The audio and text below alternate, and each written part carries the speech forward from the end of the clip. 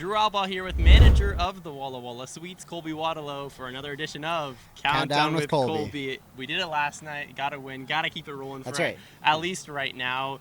Sweets, a big one yesterday. Even the all-time series with the Pickles at 2 games apiece. Coming out of it, that wasn't, it was a close ball game for a while. Ends up being a 7-3 win. Yeah, it was it felt the whole way like we kind of had the momentum, which was great. We did out to a strong start, quick 0 in the first, right? We kind of come out and just kind of felt like we were putting the pressure on them the whole way. I think that was arguably our most complete game of baseball we've probably played all year. I would agree with that. Yeah, I mean, from the pitching, the offense, it wasn't just a pure slugfest. No. Like, we had to go and earn it and make big swings when we needed to, and we did just that. So it was great to see. Yeah, you had the big home run, but you also had the starting pitching coming out. Mm-hmm. Relievers all played great. Figueroa slammed the door, and you got the red baseball cap back at it That's again. right. Is that part of the style? Let's go do it again with the red cap on. Was there I will anything in not that? confirm nor deny. All right, I like that. Well, the Pickles wore their same jersey combination for 11 games straight when they started their season 11-0, and then of course the Sweets broke it a couple weeks back. All right, so the first half is officially wrapped up as far as the Pickles have clinched it because their rainout game was moved to the second half. Not really sure how that works, but anyways, that's over with. But there still is the full season at tilt. How do you kind of keep that mantra going that, yes, the first half's done, but these games are still very important? Yeah, overall record still matters, right? That's one of the major contributors to getting into the playoffs at the end of the year. So in the West Coast League, it's every day matters, every game is important, and so we kind of go out there with the same sense of urgency. It's still the Portland Pickles in the other dugout tonight for the next 2 nights, and so there's a ton of desire. Obviously we've had some great performances, being able to take a couple games from them so far. Like you said, the season series being evened, and I think there's a lot of drive and desire to be a team that hands them a series loss here at home, especially here early on in the season. You win a game tonight. As many wins against the Pickles as the last 4 years combined. It just hasn't been much success against Portland. That's slowly starting to change this season, and so is kind of the mantra of the fan base. Talking to a guy who holds season tickets, says he's never been as excited as right now to be a Sweets fan. What does that mean for you? I don't know. It just gave me chills hearing you say that. I mean, I feel very blessed, very fortunate to be in the situation that I'm in. We've got an incredible group of guys. We've got incredible support all the way around from the organization, and so it makes it fun to show up to the park every day. It's fun to be able to put a product on the field for the fans that they can. I said it at the season ticket holder at the beginning of the year. I said it when at food truck night. Our hope was to put a product out there that was exciting for fans to come watch and for them to be able to support and get behind. And it's still early in the year, but I think we're doing a pretty good job of that. So trying to continue to deliver on that promise every single day we show up. And so far, I'm proud of the guys for doing that. You see it yesterday, 1,000 plus on a Tuesday night. Sweets really, the fan base kind of having your guys' back as there's been a lot of success early on in the season. You're a young manager when you look at the wide landscape of the West Coast League, and oftentimes people say, okay, give him a year, give him 2 years maybe. You right out of the bat, you're just immediately performing. There's obviously a lot of hard work that comes from behind that, but what does it mean for you to just right out of the gate, Sweets are performing?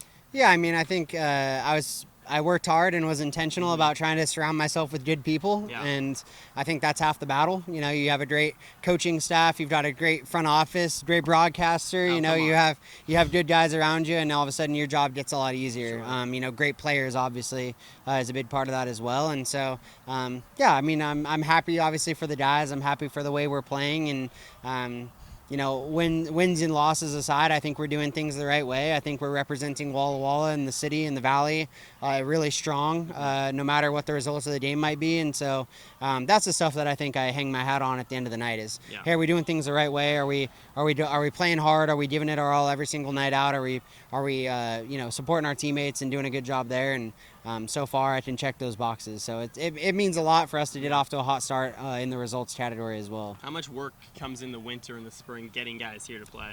Yeah, I mean, we were signing guys from October. It started back September, October, and it's an ongoing process all the way up to this point. And so it's a lot of hours. It's been phone calls with the coaching staff throughout the year, as we're trying to plan and get ready. Always on your phone. This guy is always ready to take a call. Yeah, right. We're trying to work trying to network, trying to network.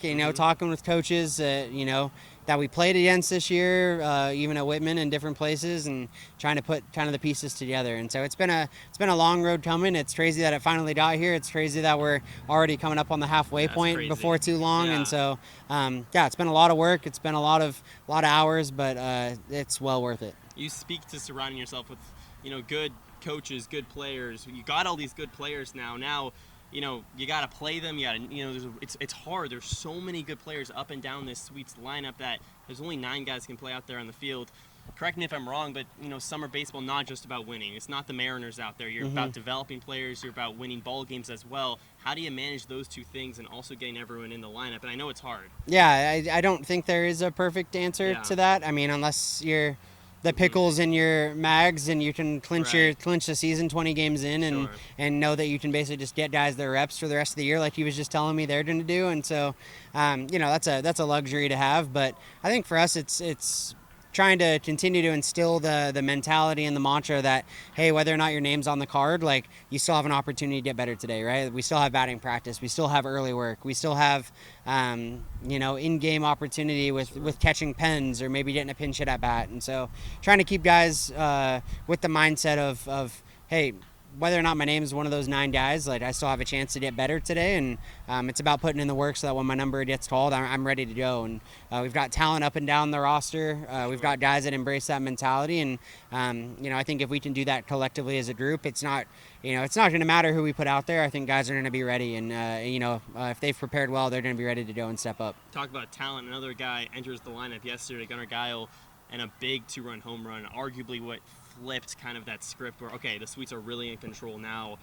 When it came off his bat, what were you thinking for him? I knew it had a chance. I knew it had a chance. You don't see a lot of balls fly that way to that part of the field. And so it was exciting to see. I told you yesterday in the pregame show that he was electric. He was going to have a chance to do some special stuff out there. And so fun for it to take no more than 6 hours of him being around to prove that case. And so, but we move on to today, and hopefully he can, do it again, have some great at-bats for us, continue to compete, continue to run balls down in the outfield. And, I'm expecting for him to continue to compete well. Yes, new day, long season, game 2 here against the Pickles, and it brings us to our Colby question of the day. Okay, I asked Troy Sanders this, and he was befuzzled. I don't even know if that's a word, but that's kind of what he was giving off. Befuddled, I think. Yeah, befuddled. There you go. It is. And Befuzzled's I'm the communications guy. I kind of like puzzled. Yeah. We had Leo off camera. He had to step in and actually help him out. Okay. What's your top 3 baseball slang terms? Things that you would only find in the diamond. Got any off the top of your head? A meatball. Hot corner, that's a good one. Can of corn. Stuff like that. Like Texas leader is kind of funny. I don't even know where it came from, but that's no one would know what that means outside of baseball. Right. This is a. I'm going to give a shout out to Kyle Treadway, the pitching coach at Utah Valley, for this one. But if a guy's, some people say dealing, some people say, carving. We like chopping. Oh. Chopping. If a guy's a pitcher's throwing well, he's chopping out there. Why chopping and not just? I've heard dealing, obviously. I've never heard chopping. I think it's like carving, but it's just a different verb. So we like to chop. We're in the business of chopping. Yeah. And then an easy fastball down the middle. What do you call that? Because there's I've heard lots of. Yeah, I mean, you hear like a cookie. Right, a cookie. A cookie, it's good. Yeah. My last one I will say is I'm going to give an ode to Coach Kitamura here at Whitman. I'm going to say hum baby. Hum baby? Hum baby. You always kind of end that on your speeches. Right. I say that a lot sometimes. That's I think something I don't do intentionally. I've just picked up from being around BK for the last 4 years pretty well. So hum baby. If you're in the corporate world and the speech ends with hum baby, people would look at you. But on the baseball field, it's totally it's perfect. Yeah. I mean, maybe it needs to be brought to the corporate world. I guess so. Who knows? We'll see. You won't know because you'll still be in the baseball world. Maybe one day I'll bring it. I don't know. Yeah, there you go. Yeah, end your calls with hum baby. Hum baby. There you Sweets go. got another game today. Sweets versus Pickles, 6:35. Game 2, chance to stay perfect at home in series, in the 2025 season. Countdown with Colby with manager of the Walla Walla Sweets, Colby Watilo. Thanks so much. Yeah, thanks, Drew. Go Sweets.